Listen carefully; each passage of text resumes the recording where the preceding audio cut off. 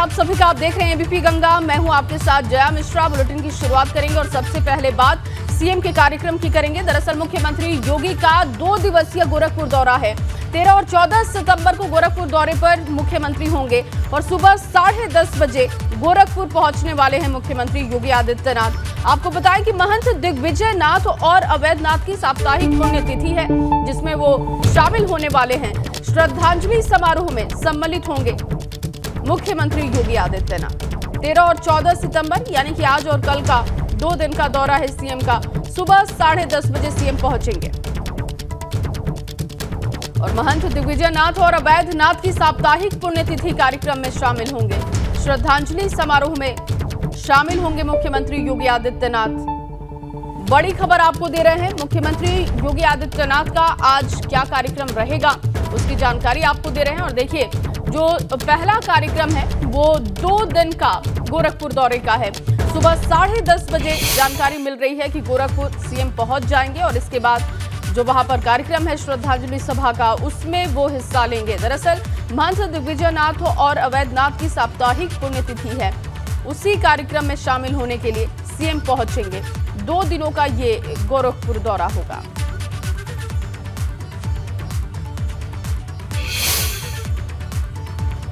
और वहीं UP BJP अध्यक्ष भूपेंद्र चौधरी की महत्वपूर्ण बैठक है। लखनऊ पार्टी कार्यालय में भूपेंद्र चौधरी बैठक करने वाले हैं। 7 मोर्चों के भाजपा पदाधिकारी इस बैठक में शामिल होंगे।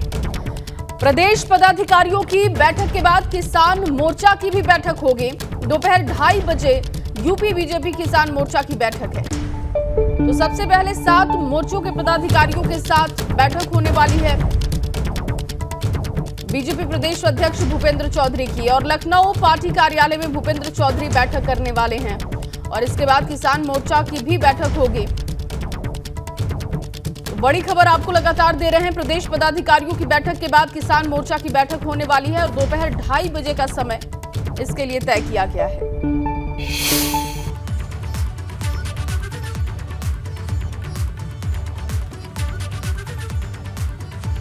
तो यूपी बीजेपी अध्यक्ष आज फिर से एक बार बैठक करने वाले हैं। महत्वपूर्ण बैठकों का दौर लगातार जारी है और आज एक बार फिर से बैठक होने जा रही है। आगे बढ़ेंगे अयोध्या से खबर, जहां राम मंदिर को लेकर चंपत राय का बयान सामने आया है।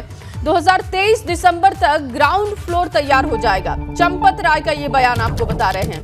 14 जनवरी 2024 तक निचले तल का काम पूरा हो जाएगा और राम मंदिर निर्माण कार्य अपने तय समय से ही संपूर्ण होने वाला है। 2024 की शुरुआत में रामलला भव्य मंदिर में विराजमान होंगे और लोग उनके दर्शन कर सकेंगे। ये चंपत राय का बयान आपको बता रहे हैं। उन्होंने कहा है कि 2024 तक सब कुछ फाइनल हो जाएगा। 2024 की शुरुआत में रामलला भव्य मंदिर में विराजेंगे और लोग भगवान के दर्शन कर सकेंगे।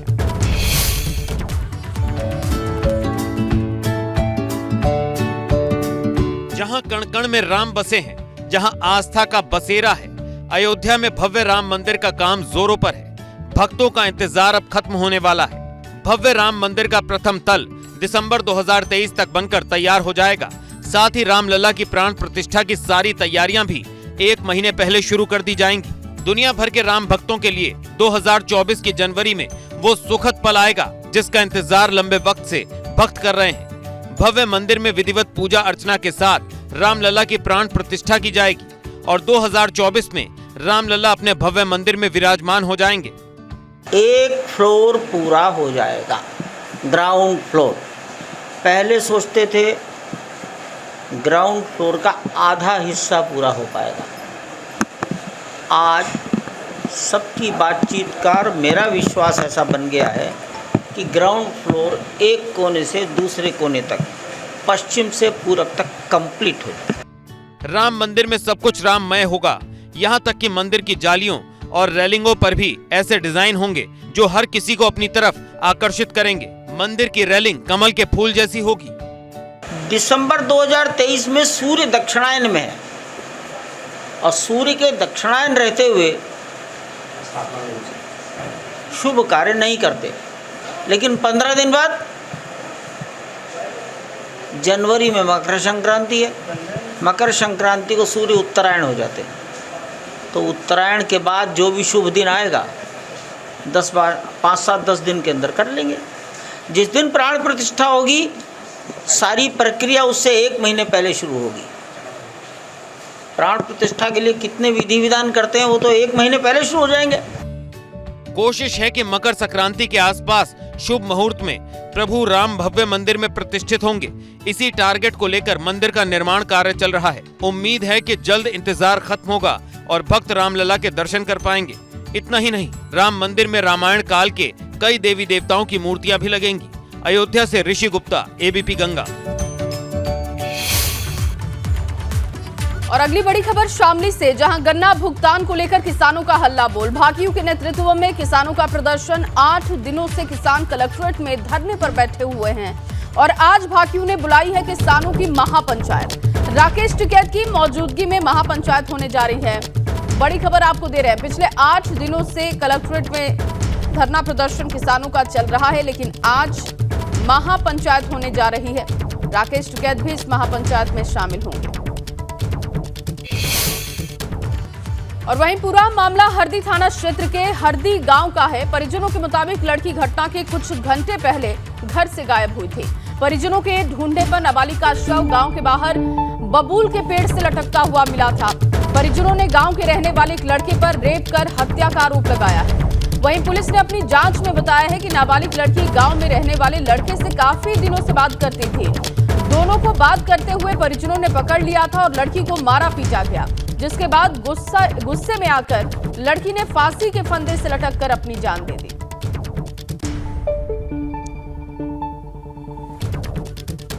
और अगली बड़ी खबर आपको दे, सुभाषपा के अध्यक्ष ओम प्रकाश राजभर को आज योगी सरकार के मंत्री अनिल राजभर ने अल्टीमेटम दे डाला। अनिल राजभर भाजपा के बड़े राजभर चेहरों में से एक है और अनिल ने यहां तक कह दिया कि अगर भाजपा आलाकमान आज आदेश कर दे तो राजभर की पूरी पार्टी भाजपा के साथ खड़ी हो जाएगी। यही नहीं, उन्होंने ओम प्रकाश राजभर को अवसरवादी और परिवारवादी भी बता दिया। अनिल राजभर ने यह भी कह दिया कि राजभर की पार्टी की छड़ी बिना सहारे के खड़ी नहीं हो पाती है और इस पर ओम प्रकाश राजभर का जवाब भी बेहद दिलचस्प रहा। उन्होंने कहा कि कहना आसान होता है लेकिन करके दिखाना मुश्किल।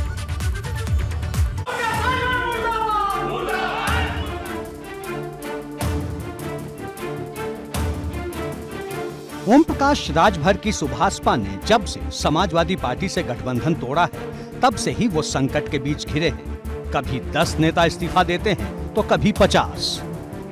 इस्तीफे वाली तस्वीर आज कुशीनगर से आई, जहां करीब 1 दर्जन पार्टी नेताओं और वरिष्ठ कार्यकर्ताओं ने ओपी राजभर को त्याग पत्र वाली चिट्ठी सुभाषपा दफ्तर में भेज दी। इस्तीफा देने वालों में सुभाषपा के किसान मोर्चा के प्रदेश अध्यक्ष और जिला अध्यक्ष के साथ साथ जिला प्रभारी का भी नाम है। आरोप लगाया राजभर पैसा वसूलने की मंडी चला रहे हैं। चुनाव में टिकट की कीमत 20 लाख रुपए रखी जाती है। तो खैर अधिकतर पार्टियों में टिकट नहीं मिलता, लेकिन हमारी पार्टी में इस समय कुछ ज़्यादा सीमा हो गई है। जैसे मैं एग्जांपल बता दूं, 2012 में हम हाटा सीट से दावेदार थे। मास्टर राधेश्याम सिंह विधायकी के दावेदार थे। कुछ कारण से हम नहीं लड़ सके। फिर 2017 में हाटा से दावेदार थे। हमसे नवंबर 2016 में 20 लाख रुपया ले लिया गया पार्टी फंड में। राजभर की पार्टी टूटती जा रही है। पिछले 1 महीने में इस्तीफा देने वालों की संख्या जोड़ेंगे तो 200 के पार पहुंच जाएगी। उधर कैबिनेट मंत्री अनिल राजभर ने कह दिया, अगर भाजपा आला कमान आज आदेश कर दे तो राजभर की पूरी पार्टी भाजपा के साथ खड़ी हो जाएगी। ये सिद्धांत विहीनवादी राजनीति, परिवारवादी राजनीति, इसका कहीं न कहीं तो अंत होगा। आम राजभर भी अब इस बात को समझ गया है कि ये नकारात्मक लोग हैं, इनसे हमारा न कोई भला होने हुआ है न आगे कभी होगा। और जहां तक रह गई वोट की बात, तो 2019 के लोकसभा के चुनाव में हमसे अलग होकर लड़े। मैंने कई बार कहा है, इन्होंने कहा था पूरे पूर्वांचल में 2 सीट से ज्यादा अगर भाजपा जीत जाएगी तो हम राजनीति से इस्तीफा दे देंगे। ओपी राजभर को झटके पर झटका मिल रहा है। उन्हें समझ नहीं आ रहा कि पहले हमलों का जवाब दें कि इस्तीफा देने वालों को रोकें। हालांकि अनिल राजभर के बयान को उन्होंने ज्यादा गंभीरता से नहीं लिया है। आप लोग गड़बड़ दिखा रहे हो। मैं कह रहा हूं कि मैं खड़ा हूं, यहाँ दिखाओ, इतने लोग हैं, मैं भी तो कह रहा हूं ऑल इज वेल। कोई गड़बड़ नहीं है, सिर्फ आप लोगों के टीवी पे गड़बड़ है। और आपके केंद्रीय कार्यालय में बुलडोजर चलाने की मांग कर रहे हैं। ले जाओ, मर्द है, असल माँ बाप का पैदा तो गिरवा दे। आप भी लेके पहुंच जाओ। हम नहीं, मैं आपको भी कह रहा हूँ, चुनौती देता हूँ यार। ऐसा थोड़ा है 8 लाख की जमीन खरीद करके उसको बनाया हूँ, ऐसा थोड़ा कर रहा हूँ। राजभर सियासी हमलों का तो जवाब दे देंगे, लेकिन उनकी पार्टी में जो फूट पड़ी है उसे वो कैसे खत्म करेंगे। जिस दिन सपा के साथ उनका गठबंधन टूटा, उसके कुछ दिन बाद से ही उनकी पार्टी तितर बितर होनी शुरू हो गई। बड़ी बात यह है कि जो भी राजभर को छोड़कर जा रहा है, उन पर पैसे लेने का आरोप लगा रहा है और राजभर पार्टी में टूट के पीछे समाजवादी पार्टी को जिम्मेदार बता रहे हैं। करवा रहे हैं। अखिलेश यादव एकदम इनकी टीम लगी है, इनके रतन जो हैं उसमें लग गए हैं। रतन लोग फोन करते हैं, पूरा रिकॉर्डिंग हम दे देंगे। ये बड़ा आरोप आप लगा रहे हैं। सही आरोप। इनके मऊ के जो बड़े नेता जो घोषित चुनाव लड़ने का सपना देखते हैं राय साहब, वो फंडिंग कर रहे हैं। उनके जो राजभर नेता हैं वो लगाए गए हैं, उनके विधायक लोग और लोगों को लगा रखा कि चाहे जैसे ओम प्रकाश को खत्म करो, नहीं तो फिर तो डिस्टर्ब कर रहा है। ओपी राजभर एक साथ कई मोर्चों पर सियासी जंग लड़ रहे हैं। भाजपा नेताओं के बयान से लगता नहीं कि उनके लिए वहां के दरवाजे अभी खुले हैं। हालांकि सियासत में वक्त बदलते देर नहीं लगती, लेकिन दूसरी तरफ वो सपा है जिससे राजभर की सियासी दुश्मनी तेज हो गई है। यही वजह है कि अपने चुनाव में जब वो निवेदन किए और उनके अन्य वरिष्ठ नेता संतोष पांडे वगैरह ने निवेदन किया, तो मैं उनके लिए प्रचार करने भी गया था और जहाँ जहाँ गया वो जीते भी है, बूथ उठाकर देख ले। पहली बात, मेरे ऊपर आरोप लगाने से पहले ओम प्रकाश राजभर जी को याद दिलाना चाहूँगा कि उत्तर प्रदेश सरकार में भाजपा के साथ वो मंत्री थे और इसी मऊ के राजभर बच्चे और राजभर बच्चे के साथ कई अन्य पिछड़ी जातियों मुसलमानों के बच्चे। सभी सियासी दल 24 की तैयारी में जुट गए हैं, लेकिन राजभर के सामने इस वक्त बहुत बड़ा संकट खड़ा हो चुका है।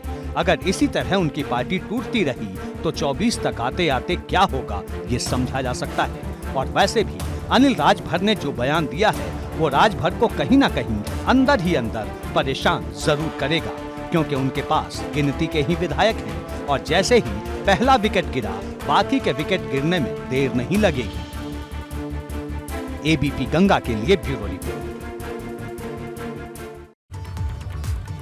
और उधर यूपी के मदरसों के सर्वे का काम शुरू होते ही तमाम जिलों में हलचल तेज हो चुकी है। इस बीच एक मुस्लिम संगठन ने अल्टीमेटम दे डाला है और इसने चेतावनी दी है कि अगर सर्वे में शामिल अफसर मदरसे के मौलवियों के साथ अभद्रता करेंगे तो मुसलमान सड़कों पर उतर आएंगे और कानून व्यवस्था खराब होने की जिम्मेदारी सरकार की होगी। इस बीच सरकारी जमीन पर बने एक अवैध मदरसे पर एक्शन की खबर भी चर्चा में है। अमेठी में ऐसे ही एक मदरसे को गिरा दिया गया। सर्वे वाली टीमों का गठन हो चुका है और टीमें जमीन पर उतर आई हैं। ये है अलीगढ़ के जौहर बाग में बना माइनॉरिटी मदरसा फैजान मुस्तफा।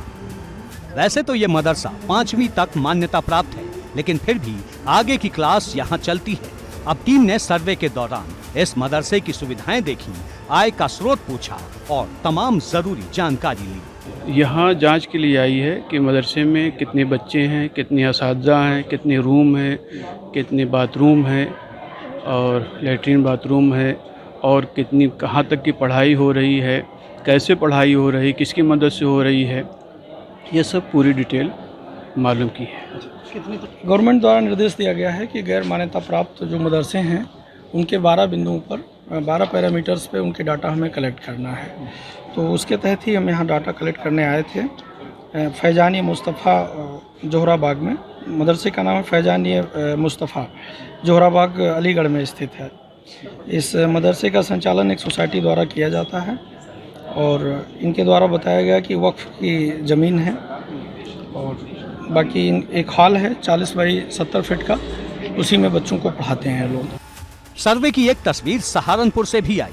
यहाँ देवबंद में एसडीएम ने अल्पसंख्यक राजस्व और शिक्षा विभाग की टीम के साथ मदरसों का सर्वे किया, जानकारी जुटाई। इस दौरान मदरसों की तरफ से भी सर्वे में सहयोग किया गया। अब डीएम को सौंपने के लिए रिपोर्ट तैयार की जाएगी। ये अशरफिया मदरसा है और जो है देवबंद में है। और जैसा कि मैंने आपको भी बताया भी था कि शासन के निर्देश के क्रम में जिलाधिकारी महोदय ने सभी गैर मान्यता मदरसों के लिए जांच के लिए एक टीम बनाई गई है। उसमें एक अल्पसंख्यक कल्याण अधिकारी है, बेसिक शिक्षा अधिकारी हैं और एसडीएम है।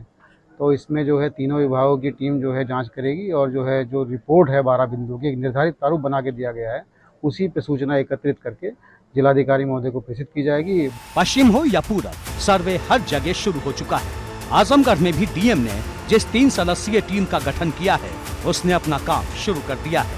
मदरसा किस जमीन पर बना है, कौन फंडिंग कर रहा है, हर बात की बारीकी से जांच हो रही है। सवाल ये भी है कि इस सर्वे को लेकर मदरसा चलाने वालों के मन में क्या है। ये जानने के लिए एबीपी गंगा आगरा के ताजगंज में चलने वाले मदरसे में पहुंचा। यहाँ भी ऐसे लोग मिले जिन्होंने इस सर्वे की तारीफ की।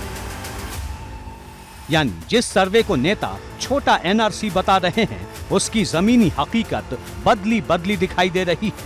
हालांकि इस सर्वे को लेकर सियासत दोनों तरफ से हो रही है। पूज्य महाराज जी हर चीज बहुत बारीकी से सोचते हैं। अगर महाराज जी का डिसीजन है कि अगर कोई इलीगल मदरसे चल रहे हैं, अगर महाराज जी का चल रहा है कि अगर इलीगल कोई भी है, देखिए जहां भी कोई चीज इलीगल होगी, याद रखिएगा वहां पर इलीगल एक्टिविटी होगी। मदरसों के सर्वे को लेकर सबकी अपनी अपनी राय है। कुछ लोग ऐसे भी हैं जिन्हें सरकार की नीयत पर भरोसा नहीं हो रहा। तंजीम उलेमाए इस्लाम के राष्ट्रीय महासचिव मौलाना शहाबुद्दीन रिजवी ने धमकी दे डाली कि मौलवियों से कोई गलत व्यवहार हुआ तो सड़क पर उतरकर प्रदर्शन होगा। मुझे ये भी कहना है कि अगर सर्वे अधिकारियों ने मदरसे के उलमाए कराम को डराया या धमकाने की कोशिश की तो ये अच्छा नहीं होगा और फिर उलमाए कराम रोड पे उतरेंगे और मुसलमान कौम उनके पीछे खड़ी नजर आएगी और फिर हुकूमत के लिए लॉ एंड ऑर्डर की सिचुएशन को संभालना बहुत मुश्किल हो जाएगा। एक तरफ मदरसों का सर्वे शुरू हुआ तो दूसरी तरफ अमेठी में प्रशासन के एक्शन की बड़ी तस्वीर दिखाई दी। यहाँ चारागाह की बेशकीमती जमीन पर बनाए गए अवैध मदरसे को गिरा दिया गया। भारी पुलिस फोर्स की मौजूदगी में ये कार्रवाई हुई। अब चुभने वाला सवाल ये है कि यूपी में ऐसे कितने मदरसे हैं जो अवैध जमीन पर बने हैं और क्या सर्वे पूरा होने के बाद इसका एक बड़ा डेटा भी सामने आएगा। एबीपी गंगा के लिए ब्यूरो रिपोर्ट। अगर प्राइमरी स्कूलों की सरकारी किताब में राष्ट्रगान ही गलत छपा हो तो इससे चुभने वाली बात कुछ और नहीं हो सकती। यूपी में ऐसा ही हुआ। इस मामले ने खलबली मचा दी है और इसके पीछे प्रूफ रीडिंग में लापरवाही की बात सामने आई है। इस बड़ी गलती पर मथुरा और आगरा के अफसरों को नोटिस भी जारी कर दिया गया है। दरअसल कक्षा 5वीं की हिंदी की किताब में ये गलती सामने आई है, जिसमें राष्ट्रगान से उत्कल और बंग जैसे शब्दों को गायब कर दिया गया है।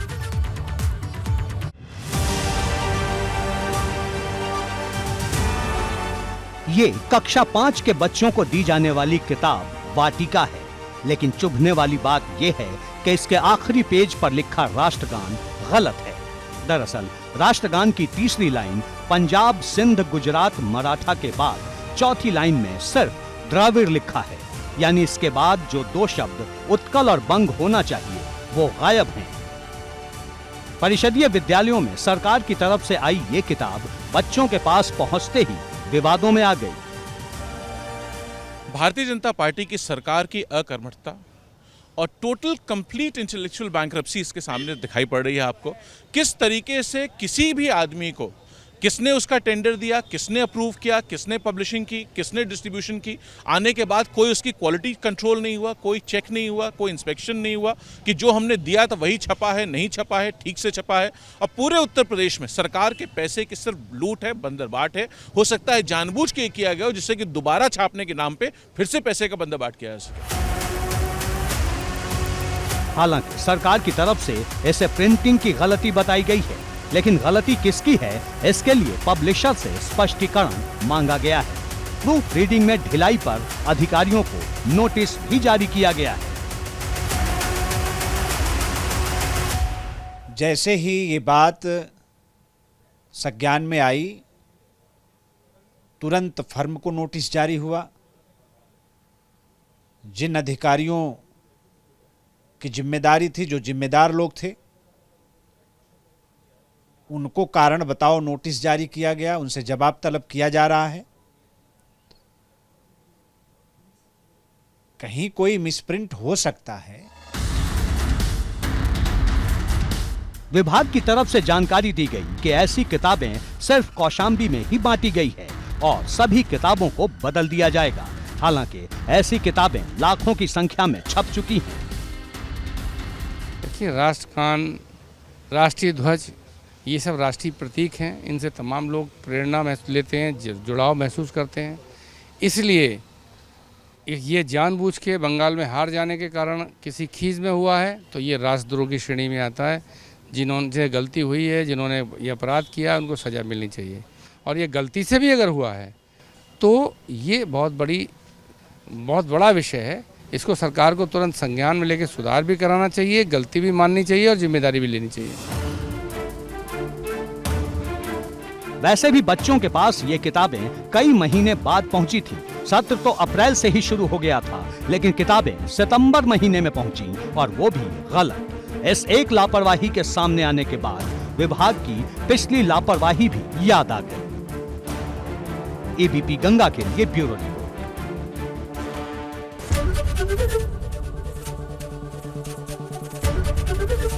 एबीपी गंगा, खबर आपकी, जुबान आपकी।